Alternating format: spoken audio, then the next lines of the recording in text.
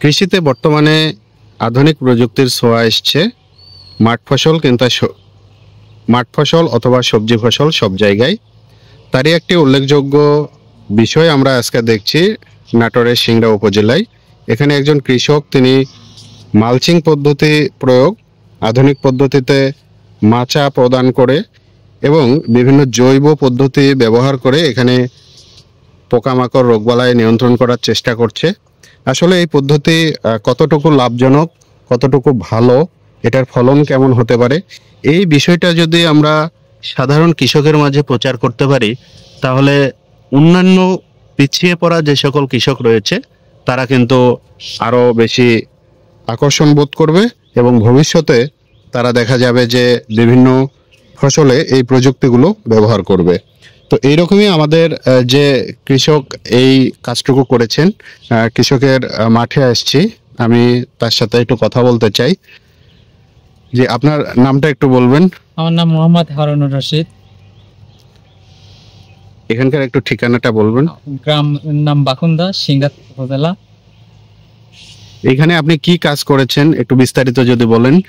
এখানে স্যার আমি এই করলা মালচিং পদ্ধতিতে চাষ করেছি করলা। এই যে মালচিং পেপার ব্যবহার করছেন, এটার উপকারিতা কি?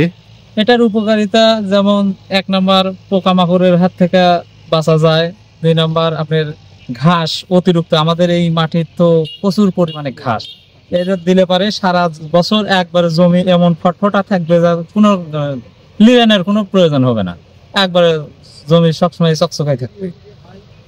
আর কি উপকার? আর আপনার মাটি ভালোভাবে জো থাকবে। আমাদের তো কোড়া মাটি, একবার পানি দিলে দেখা যাচ্ছে 1 সপ্তাহ 10 দিন পর্যন্ত এটা চলে যায়। মাসে 3টা যদি সেচা দেই, 3টা অথবা 4টা, যখন অতিরিক্ত খরা হবে 4টা সেচা দিলে পারে একটা মাস চলে যাবে। তাহলে আমার এই মালচিং পদ্ধতিতে এইটা আমার সবচাইতে ভালো একটা উপকার। এই যে দেখছে একটা বাক্সের মতো, এটা কি ব্যবহার করেছেন? এটা আপনার ফেরোমন ট্যাবলেট বলে। এখানে আপনার মাছি পোকার আক্রমণে মানে এই করলাটা সেট করার পর এই মাছি পোকা বসলে পারে করলা সেট করে, তখন পোকা হয়ে যায়। এই ট্যাবলেটটা দিলে পারে আপনার দেখা যায় যে মাছি পোকার ইয়াটা কমে যায়।